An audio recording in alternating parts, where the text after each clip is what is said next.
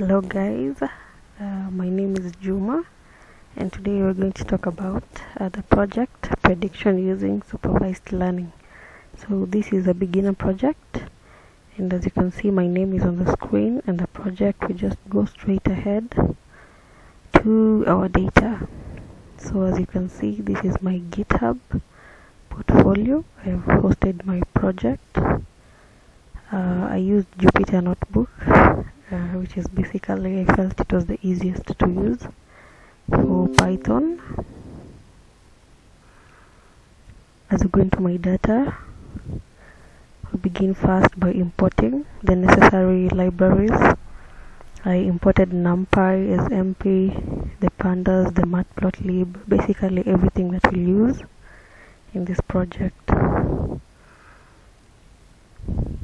So after importing the data, I was able to read the data using the link which holds the dataset that will require to run this project.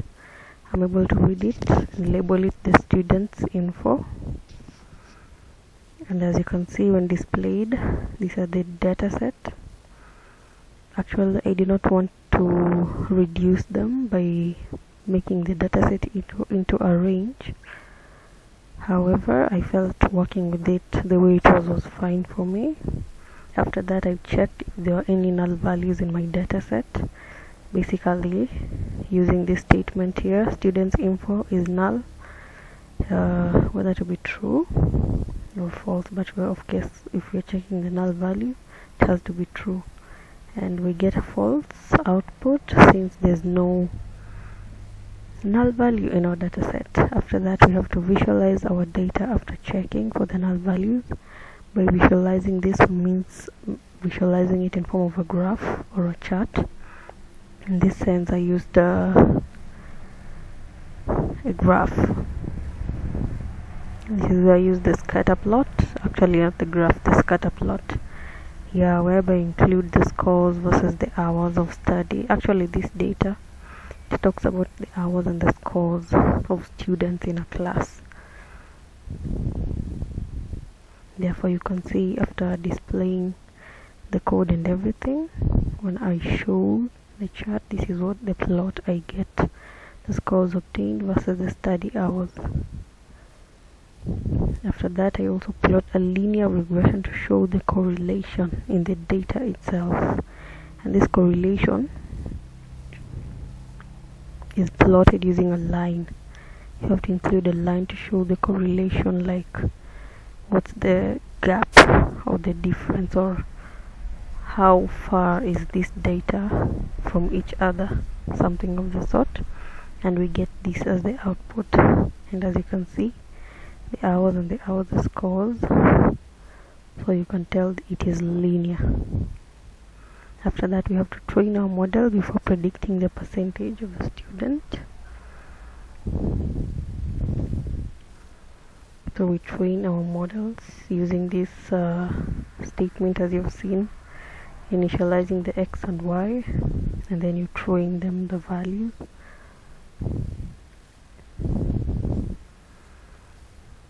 Then you fit the students' information. Now this is where the linear regression parts come in. That's why it's called supervised machine learning.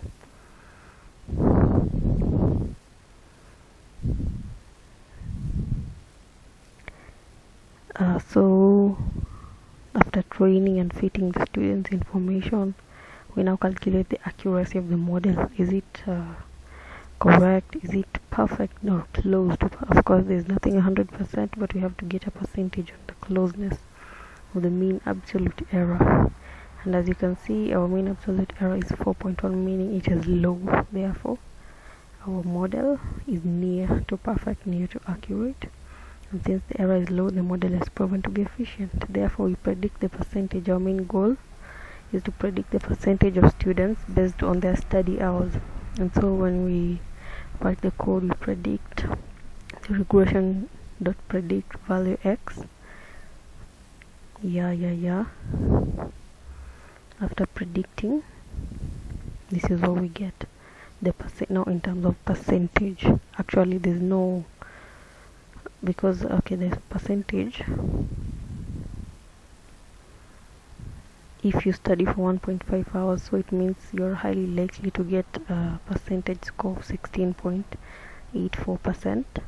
If you study for 3 hours and 3.2 hours, your average percentage is 33.74 of your maximum score. If you study for 7 hours, you get a 75%. So you see, it carries each weight. The lesser the hours of study, the less percentage of scoring. So when you compare the percentage scores, we get the scores before the model and after training the model. This is what we get, which shows there's a very linear correlation as they're not further apart. And after that, so there was a question about finding the predicted score if a student study for 9.25 hours a day. And after we fill in the answer, it predicts. So I display the answer using this format, and we get the score will be 93%, 93.89. So meaning if you study for 9 hours, you will get an approximate of 93% of your score. And that is the end of my video. Thank you.